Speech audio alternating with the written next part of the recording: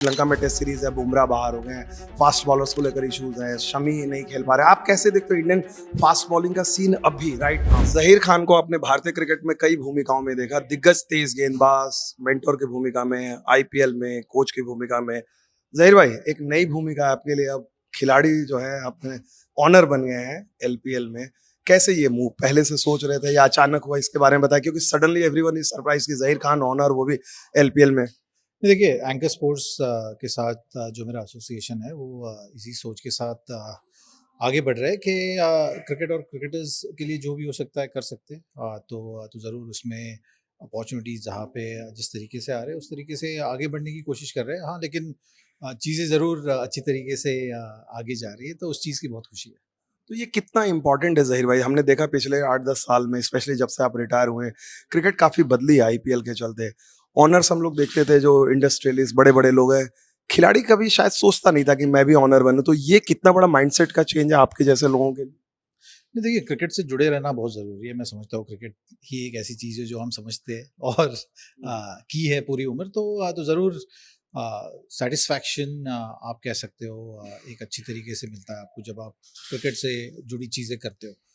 और जहाँ तक डेवलपमेंट की बात आती है तो it's like giving back to the game also, कि अगर आप देखोगे आईसीसी भी काफ़ी एसोसिएट नेशंस के साथ काम कर रहे हैं क्रिकेट डेवलपमेंट के प्रति काफ़ी एफर्ट्स हर तरीके से लिए जाते हैं। तो उस तरीके से भी अगर आप देख रहे हो तो एक ज़रूर रिस्पॉन्सिबिलिटी होगी एंकर स्पोर्ट्स के ऊपर, कि किस तरीके से वो चीज़ों को आगे ले जाते हैं। तो सोच उस तरीके से ही है कि आप क्रिकेट की तरफ जितना ज़्यादा कंट्रीब्यूट कर सकते हो, अलग-अलग तरीके से कंट्रीब्यूट अगर आप कर सकते हो तो ज़रिया निकाल सकते हैं। तो उसी सोच के साथ चीज़ें शुरू हुई थी। अब यहाँ तक पहुँचना सिर्फ़ टीम ओनरशिप, मतलब हाँ ठीक है वो एक हिस्सा है, लेकिन चीज़ें वहाँ हो सकता है वहाँ तक भी सीमित ना रहे। एक चीज़ ज़हीर भाई, आप आईपीएल में इतने दिनों से जुड़े हुए हैं, अलग-अलग भूमिकाओं में रहे हैं और जब भी कोई भी नई लीग आती है, उनका कंपैरिज़न अनफेयरली आईपीएल से होता है। उस इमेज से, क्योंकि आप भी यहाँ पर आएँगे, हर कोई बात करेगा कि आईपीएल में ऐसा होता है, ये चीज़ें होता है। उस लिहाज से एलपीएल किस तरह से डिफरेंट है और आपको क्या फ़ैसिनेट करता है इस लीग के बारे में? नहीं, देखिए जब श्रीलंका क्रिकेट की आप बात करते हो तो उनकी हिस्ट्री काफ़ी रिच है, कि एक टेस्ट प्लेइंग नेशन की आप बात कर रहे हो, एक एग्जिस्टिंग इंफ्रास्ट्रक्चर की आप बात कर रहे हो जहाँ पर बड़े-बड़े दिग्गज कंट्रीब्यूट कर चुके हैं, वर्ल्ड कप भी ये जीत चुके हैं। तो ज़रूर बहुत ही अच्छे रूप से आपको टैलेंट नज़र आएगा। और ग्लोबली भी अगर आप देखोगे जहाँ-जहाँ पर एक फ्रेंचाइज़ लीग सक्सेसफुल होती है, उसका सीधा प्रभाव आपको पॉजिटिव इम्पैक्ट आपको उनके कंट्री के टीम पर भी नज़र आता है। तो श्रीलंका के साथ भी कुछ ऐसी चीज़ें आपको नज़र आ सकती है। लेकिन इसमें श्रीलंका बोर्ड का बहुत अहम रोल रहेगा, मुझे ऐसे लगता है, क्योंकि क्रिकेट को बढ़ावा देने के लिए, प्रोत्साहन देने के लिए अगर आपका बोर्ड एक्टिवली चीज़ें कर रहा है, तो ज़रूर आपका सफ़र अच्छा होगा।